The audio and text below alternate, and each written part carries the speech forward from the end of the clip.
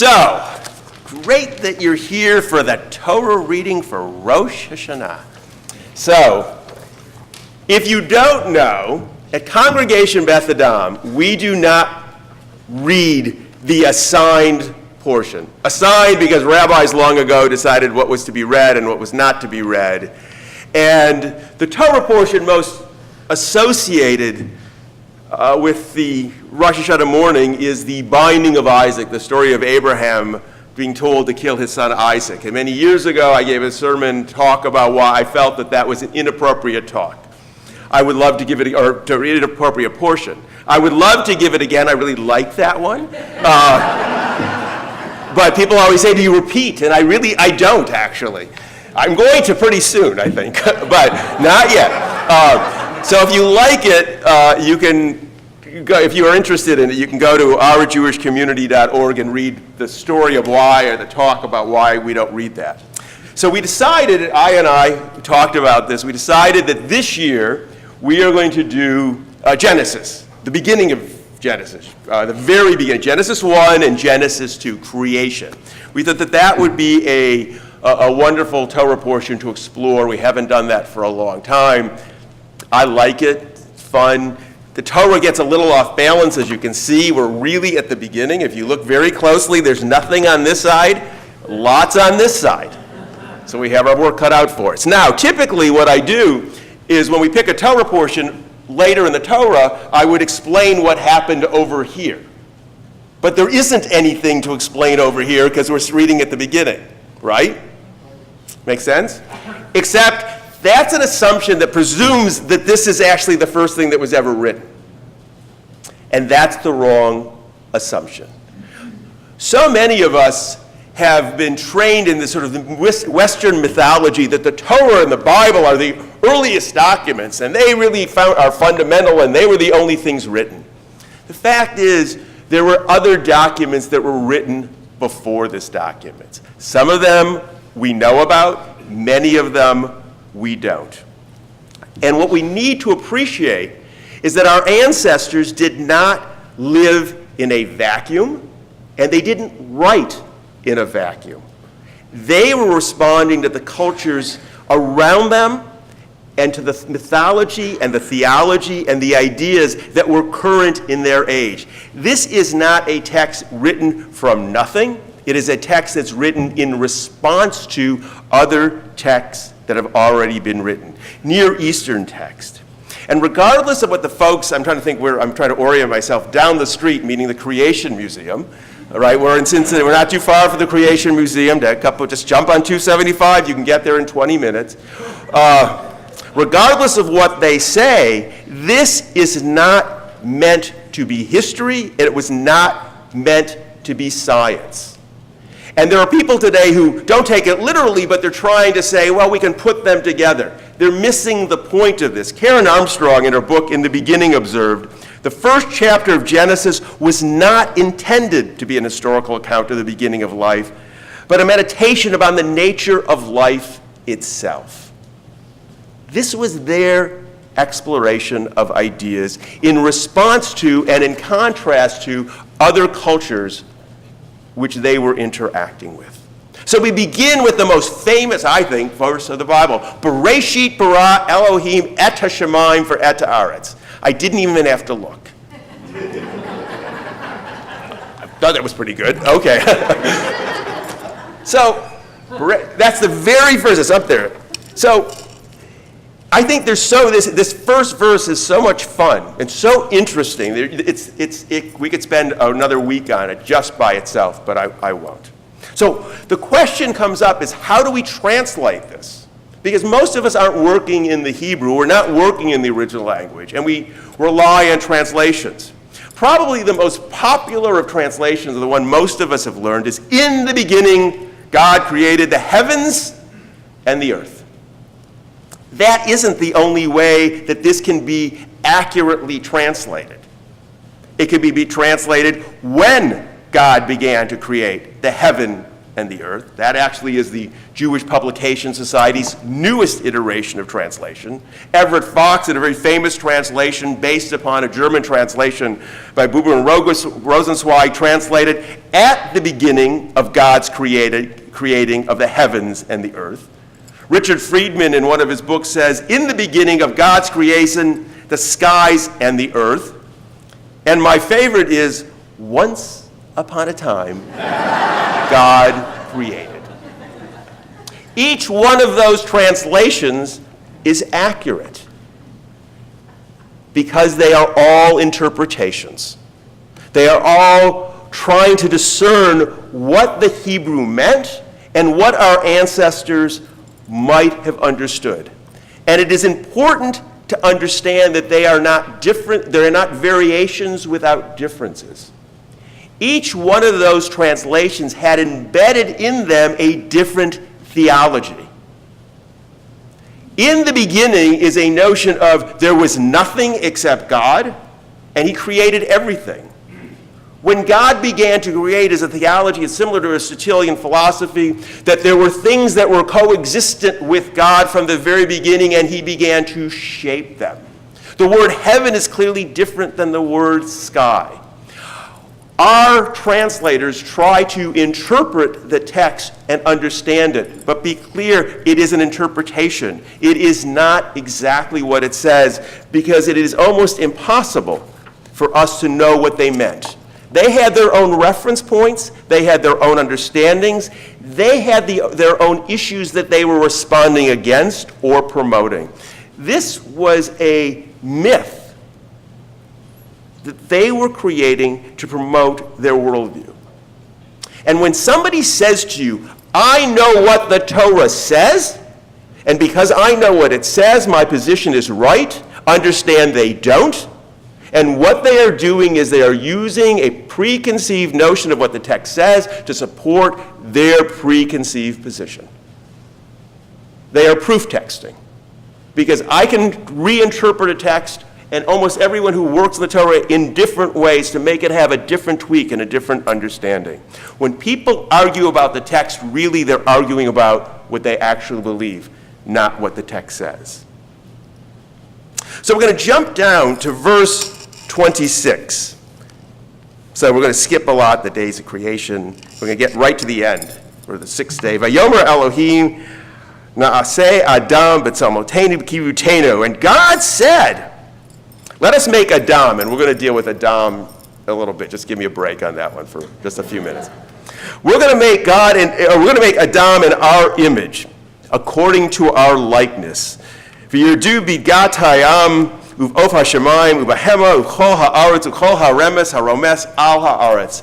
And they shall rule over the fish of the sea, the birds of the sky, the cattle, the earth, and all the creeping things that creep on earth. Kidmutenu. It's going to be in our image. Who is God talking to? I thought Judaism was monotheistic. So those are those who believe it's monotheistic, or at least the text is monotheistic, say, well, our means the royal we. It's a nice one. It's sort of easy to go with. Or it's the angelic courts. That's okay, because there's angels and God had it. Now, what's interesting, and this is where people bring to the text what they want to see. When Christianity developed, and Christian scholars read the text, in our image is the Trinity. People bring to the text what they want to find in the text. So where does it say our? What does that come from? Mesopotamia.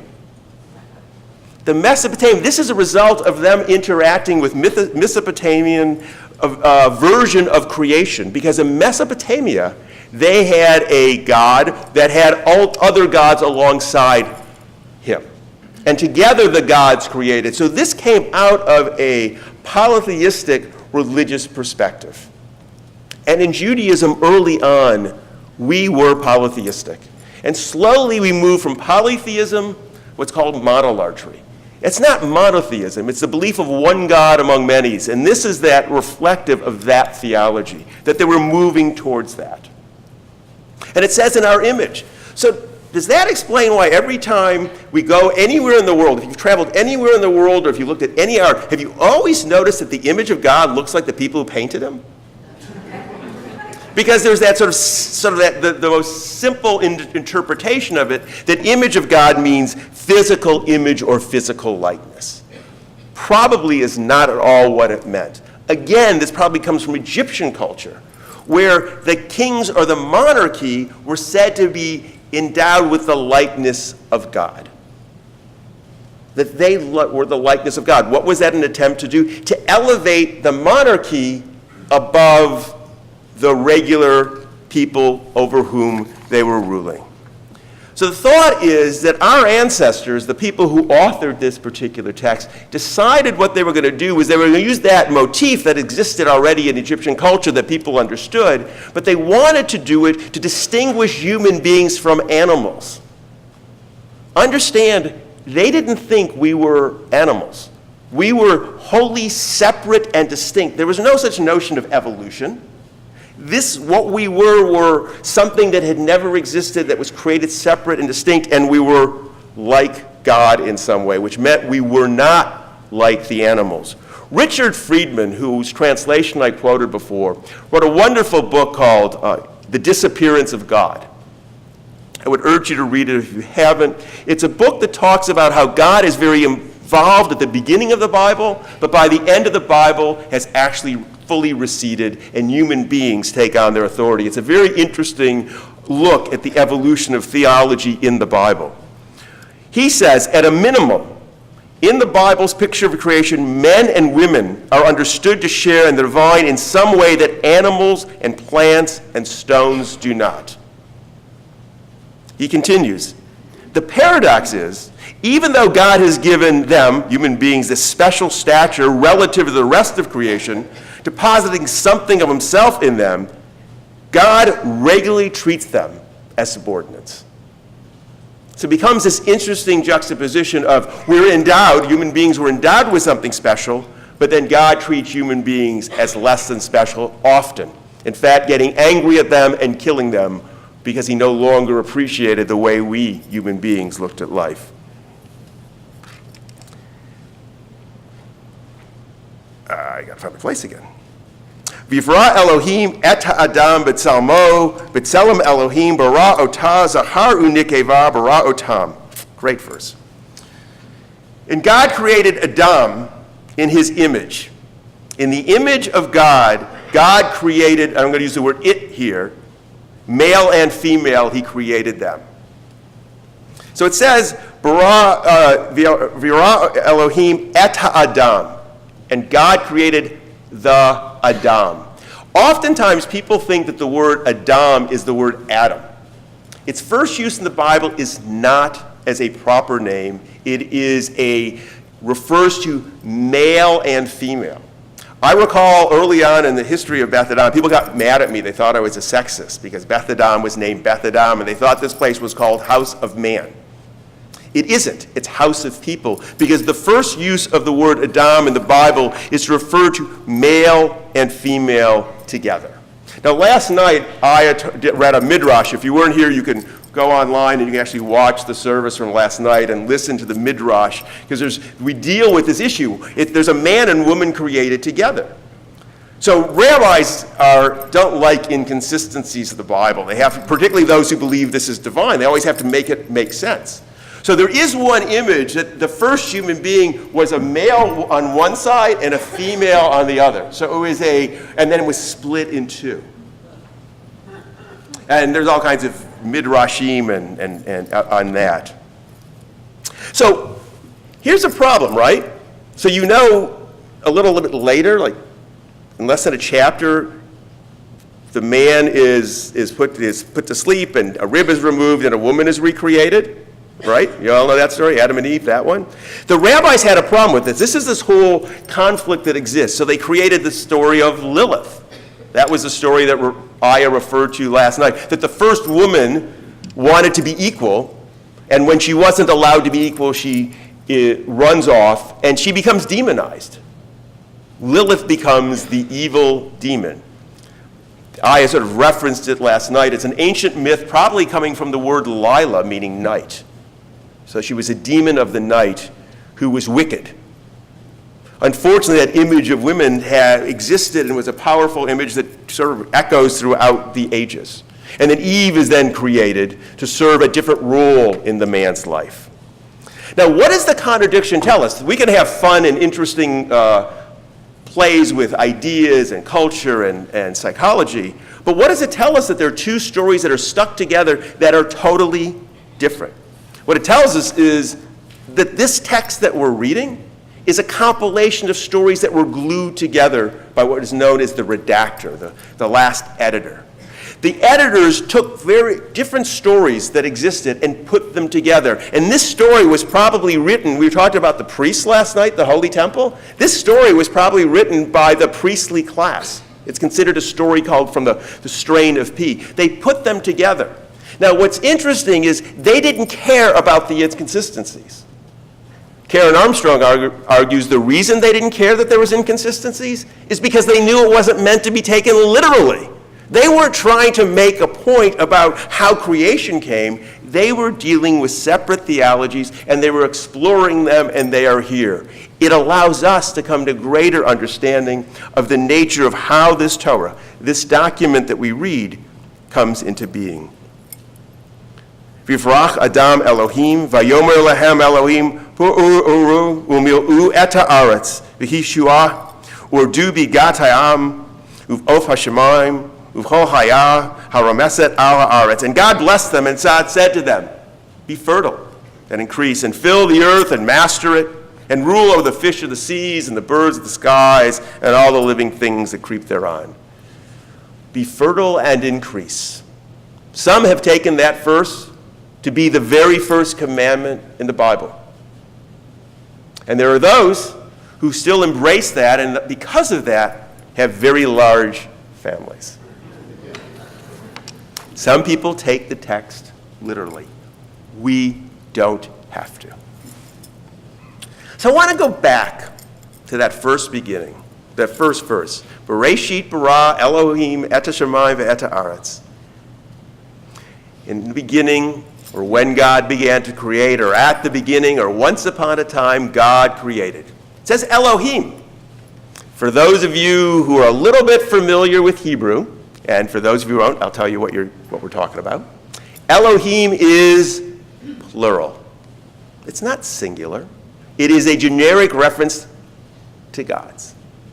Now, this probably goes back to this whole issue of the Mesopotamians, that this was multiple gods doing this. But there's another way to look at it. So this is Beth Adam's 36th anniversary. Why is it Beth Adam's 36th anniversary? Well, because we were founded in 1980. That's the obvious answer. But why is it important? Because in Hebrew, letters also have numeric values. So the word life, chai, is 18. Twice life is double chai, or 36. That's that whole image. So you all know a little bit of this notion, what's called numerology. The rabbis, in Hebrew, it's called gematria. The rabbis believed that if two words had the same numeric value, there was something secret and meaningful and hidden in them. Elohim has the numeric value of 86. Trust me, we don't have to go through. I did the math. There is another word that also has the numeric value of 86. Hateva, nature.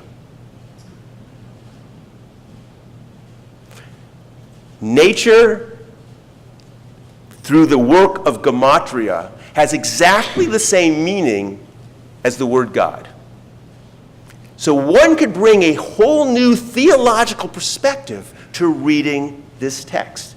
God is viewed as supernatural, above volitional, makes choices, and can do miracles. Nature is law-bound, and in fact is law itself. And one could read this, if one wanted to reinterpret the text, as a very naturalistic text. Now it's interesting, that's the 17th century philosophy of Spinoza.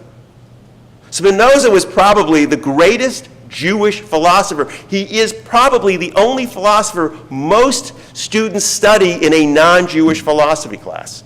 Why? Because he believed that nature dominated, that God and nature were one and the same, that there was no difference. And when he came to this great realization, what it meant was there would be no miracles. There could be no volitional prayer. It changed the notion of prayer. It also broke the authority of the clerics. He, Spinoza, helped to bring on the Enlightenment and what was known in Judaism as the Haskalah, the Jewish Enlightenment. And for that, he was excommunicated. To this very day, he's buried in a church courtyard in The Hague. And every time I've had the opportunity to be there, I go and put a stone there. He changed the world by reinterpreting theology. It's important to understand that theology and what we believe matters. It is foundational about how we act with the world, how we deal with texts, how we understand how things happen and changed. Now, be clear.